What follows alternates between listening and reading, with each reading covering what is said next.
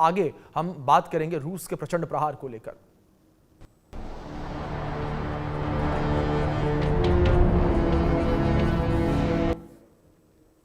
तो वहीं कीव के कई इलाकों में रूस का अटैक देखने को मिला। ये अपडेट है जहां पेचेस्क में रूसी ड्रोन अटैक देखने को मिला और शाहेद ड्रोन से रिहायशी बिल्डिंग को तबाह कर दिया गया है। खेरसोन में रूसी हमले से तबाही देखने को मिली है। हमले के बाद कई इमारतें जमीनोजद हो गई। ये बड़ी खबर है जो इस बीच निकलकर सामने आ रही है। कई इमारतें जो हैं धराशाही हो गई हैं, जमीनोजद हो गई हैं। ये हमला इस तरीके से देखने को मिला है। हमले के बाद कई इमारतें जमीनोजद हो गई हैं। कीव के कई इलाकों में रूस का अटैक देखने को मिला है। यूक्रेन की राजधानी है कीव और यूक्रेन की राजधानी कीव में ये अटैक किए गए हैं रूस के द्वारा। ये बड़े अटैक किए गए हैं और अटैक इतने तेज, इतने घातक कि कई इमारतें जो है मिट्टी में मिल गई हैं। कुछ तस्वीरें भी लगातार आपके स्क्रीन पर चल रही हैं। तो कीव के कई इलाकों पर यह हमला देखने को मिला है। ड्रोन से आत्मघाती हमले किए गए हैं। रिहायशी बिल्डिंगें तबाह हो गई हैं। खेरसौन में रूसी हमले की तबाही देखने को मिली और हमारे साथ दोनों खास मेहमान जुड़े हुए हैं। दोनों का रुख करेंगे हम। सबसे पहले त्यागी जी, मैं आपका रुख करूंगा। त्यागी जी, ये हमले तो फिलहाल हम रूस के हमलों को लेकर ये खबर निकलकर सामने आई है, लेकिन त्यागी जी गौर करने की बात इस युद्ध के दौरान ये भी रही कि यूक्रेन जो पहले बैकफुट पर था वह फ्रंट फुट पर है, यानी कि आगे से बढ़कर वो भी रूस के ऊपर हमले कर रहा है और करारा जवाब दे रहा है। ऐसे में क्या आपको लगता है कि शांति स्थापित कर पाना मुमकिन हो पाएगा?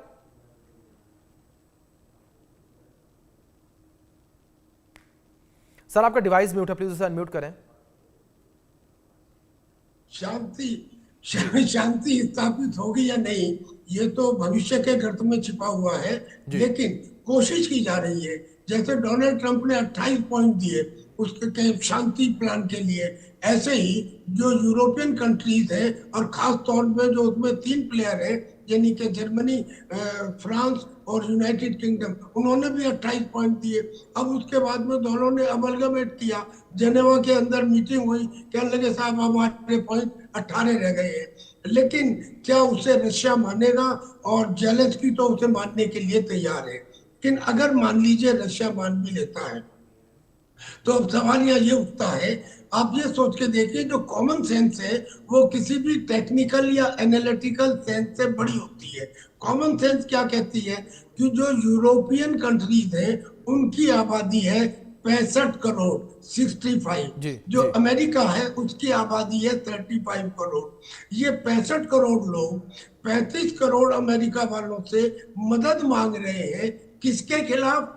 रशिया के खिलाफ, जिसकी आबादी केवल 15 करोड़ है। यानी कि आप समझ सकते हैं कि इंटरनली अमेरिका हो या यूरोपियन कंट्रीज हो, ये डरे हुए हैं रशिया से। रशिया के प्रेसिडेंट पुतिन को धन्यवाद देना चाहिए कि उसने 2022 से लेकर आज तक धैर्य का परिचय दिया।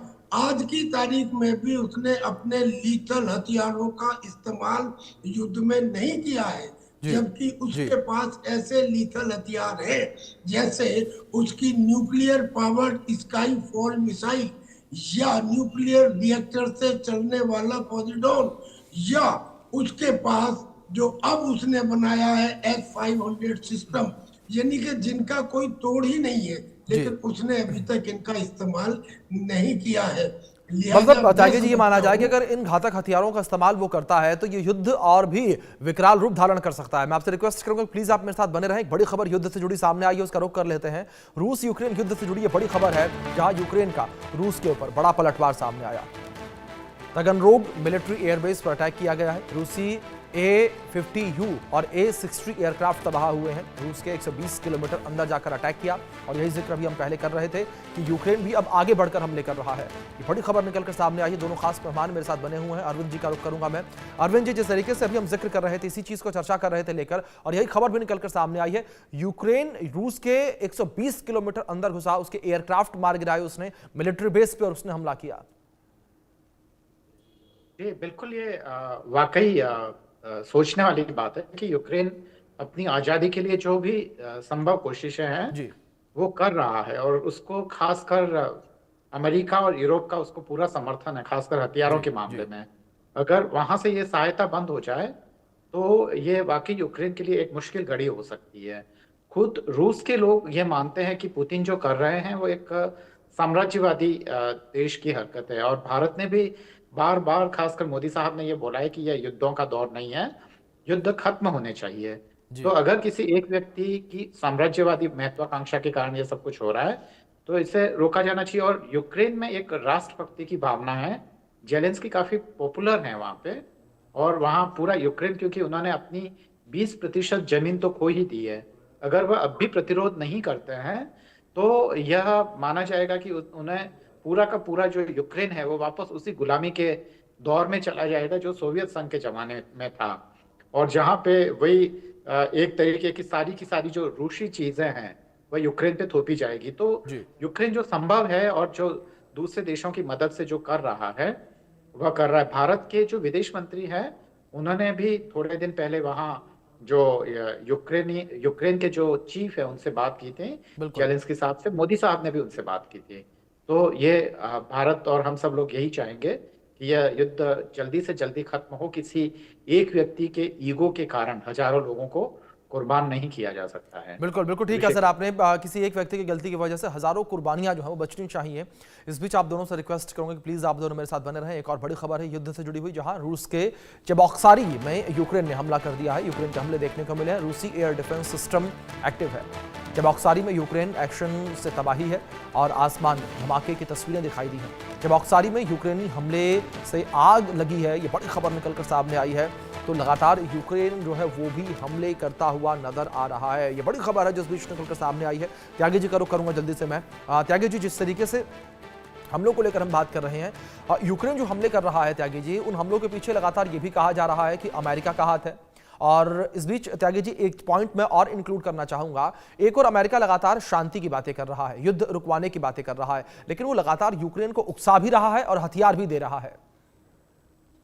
जी देखिए, यूक्रेन ने एक अच्छा काम ये किया है कि पिछले 4 साल के युद्ध के दौरान उसने खुद अपनी मिसाइल और अपने ड्रोन बनाने शुरू कर दिए हैं। उसकी नेपच्यून मिसाइल, उसकी फ्लेमिंगो मिसाइल, जिसका रेंज करीब 3000 किलोमीटर है, और ड्रोन ऐसे बनाए हैं कि वो ड्रोन लॉन्ग रेंज है, यानी कि हजारों किलोमीटर तक उनकी पहुंच है। तो ये यूक्रेन ने हासिल किया है। लेकिन यूक्रेन और 32 नाटो के देश पिछले 4 साल से एड़ी चोटी का जोड़ लगा चुके हैं और रशिया को आज तक हरा नहीं पाए हैं। ये बात सच है कि रशिया ने 2022 में इन्वेशन यूक्रेन में किया और यूक्रेन ने नाटो की मदद से अब रशिया के अंदर अटैक करने शुरू भी कर दिए हैं। लेकिन सर, ये याद रखें कि जो मीडिया है वो वेस्टर्न कंट्रीज से प्रभावित है और जो न्यूज आती है उनकी तरफ से वो पूरी तरह सही नहीं होती। जो ड्रोन के हमले हैं उनमें एक्सप्लोसिव कितना होता है, 5 केजी, 10 केजी, 50 केजी, 100 केजी, और जो रशिया मिसाइल इस्तेमाल करता है उसमें कितना होता है, 500 केजी, 1000 केजी या इवन मोर। तो नुकसान सबसे ज्यादा यूक्रेन को हुआ है। और जिद जो कहा जा रहा है, ये मैं नहीं समझता कि ये रशिया की जिद है। रशिया के साथ तो अमेरिका और वेस्टर्न कंट्रीज ने और नेटो ने अन्याय किया, ये प्रॉमिस करने के बाद भी कि हम नेटो का ईस्टवर्ड एक्सपेंशन नहीं करेंगे। उन्होंने 15 कंट्रीज से बढ़ा के 32 कंट्रीज कर ली। ये अगर अमेरिका में इस किस्म का हुआ होता, वो पर्ल हार्बर में अटैक हुआ था। पर्ल हार्बर के अटैक में अमेरिका ने आके न्यूक्लियर अटैक कर दिया जापान पे। रशिया के लोग खड़े होकर चिल्ला चिल्ला कर कह रहे हैं कि भाई साहब पुतिन जी, अगर तुम्हारी जगह स्टालिन नहीं होते तो अब तक न्यूक्लियर अटैक कर देते। आपका तो पर्ल हार्बर से ज्यादा नुकसान हुआ है। यानी कि संयम किसका देखा जाएगा? संयम रशिया का देखा जाएगा। उसने लीथल हथियार अभी भी इस्तेमाल नहीं किए हैं। और यूक्रेन जिस नुकसान की बात कर रहा है, तो याद रखें, जो रशिया की रेजिलियंस पावर है वो यूक्रेन की रेजिलियंस पावर से एक्सपोनेंशियल वे में ज्यादा है। यूक्रेन को क्या मिला है? उसका तो 1/4 हिस्सा ऑलरेडी रशिया के पास चला गया। हो गया होगा नुकसान, रशिया को मान लिया, लेकिन यूक्रेन का तो 1/4 हिस्सा चला गया ना रशिया के पास। और क्या था एम, क्या था कि मैं नाटो में शामिल हो जाऊं। अब जो 18 पॉइंट का फार्मूला है उसके अंदर भी उसको सीधे सीधे नेटो में दाखिल करने की बात नहीं कही गई है। यानी कि यूक्रेन को क्या मिला? एक ऐसा आदमी जिसने अपनी नेटो में जाने की जिद की वजह से अपने देश को बिल्कुल जिस तरीके से सर आप ये जिक्र कर रहे हैं, यही चीजें, यही जो पूरे कह सकते हैं कि कड़ी बनी नजर आ रही, यही बताती है कि हर कोई केवल और केवल अपना हित यहां पर देख रहा है और कोई भी युद्ध नहीं रुकवाना चाहता। इस बीच एक बड़ी खबर है, उसका रुख कर लेते हैं, जहां रूस की ड्रोन घुसपैठ पर एक्शन में नाटो देखने को मिला है और नाटो फाइटर जेट्स ने लगातार उड़ान भरी है। F-16 यूरोफाइटर और F-35 उड़ान भर रहे हैं। नाटो ने एंटी ड्रोन सिस्टम तैनात किया है। एंटी ड्रोन सिस्टम जो है नाटो के द्वारा तैयार किया गया है। ये बड़ी खबर है जो इस बीच निकलकर सामने आई है। एंटी ड्रोन सिस्टम जो है वो तैयार किया गया है।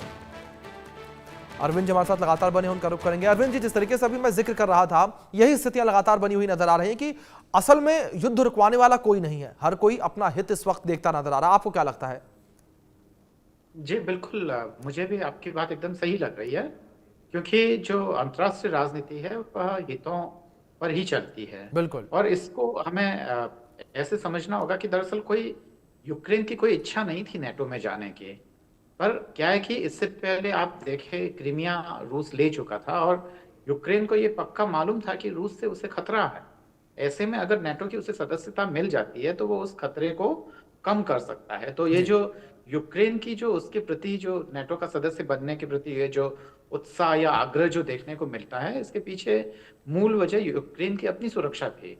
दूसरी बात यह कि बहुत सारे जो ईस्ट यूरोपियन जो देश हैं वो नेटो का सदस्य बने हैं। रूस ने उनको तो कुछ नहीं कहा और अभी लगातार बनते जा रहे हैं, क्योंकि उनको रूस से एक खतरा है। उन्हें लगता है कि रूस में एक साम्राज्यवादी सरकार है और वो कभी भी उनके हितों को टकरार पहुंचा सकती है। ऐसे में अगर उन्हें वेस्ट का अगर सहयोग मिल जाएगा तो ये काफी ठीक रहेगा, इसलिए वो लोग नेटो में शामिल होना चाहते हैं। तो ये तमाम चीजें हैं। दूसरी बात यह कि खुद रूस में इस हमले का विरोध हो रहा है, क्योंकि यूक्रेन और रूस के आपसी संबंध काफी मजबूत रहे हैं सोवियत संघ के जमाने से भी। बिल्कुल सर, आपने बिल्कुल ठीक कहा। जिस तरीके से आपने जिक्र किया कि जाहिर तौर पर ये हितों का टकराव नजर आ रहा है। इस बीच एक बड़ी खबर निकलकर सामने आई है, उसका रुख कर लेते हैं। रूस और ब्रिटेन के बीच सीधी जंग का खतरा बढ़ता जा रहा है और अलर्ट हुई है ब्रिटेन की रॉयल नेवी। रूस के 2 युद्धपोत को इंटरसेप्ट किया गया है। समुद्र में टकराव के मामलों में 30% का इजाफा देखने को मिला। ब्रिटेन के आसपास रूसी एक्शन बढ़ गया है। रुक करूंगा मैं त्यागी जी का। त्यागी जी, जिस तरीके से ये खबर निकलकर सामने आई है, क्या आपको लगता है कि रूस और ब्रिटेन टकरा सकते हैं आपस में? क्या रूस ऐसी गलती करेगा 2 मोर्चों पर लड़ाई की? नहीं हो सकता है सर, ये हो सकता है। किस लिए हो सकता है? ब्रिटेन के प्राइम मिनिस्टर ने कीव में जाके जेलेंस्की से ये कहा कि हम तुम्हें आने वाले 100 सालों तक सपोर्ट करेंगे। यही बिल्कुल सर, ये बड़ा बयान है। आपने जिस तरीके से जिक्र किया, एक बड़ी कमिटमेंट है कि ये टकराव हो सकता है और जाहिर तौर पर टकराव होगा तो देखने वाली बात होगी कि रूस जब 2 मोर्चों पर लड़ाई छेड़ेगा तो क्या गलती करेगा, क्या हिटलर वाली गलती भी रूस करेगा, ये देखने वाली बात होगी। फिलहाल आप दोनों मेहमानों का बहुत शुक्रिया जुड़ने के लिए, कीमती वक्त इंडिया न्यूज के साथ साझा करने के लिए। वक्त छोटे से ब्रेक का है, आप बने रहें इंडिया न्यूज के साथ।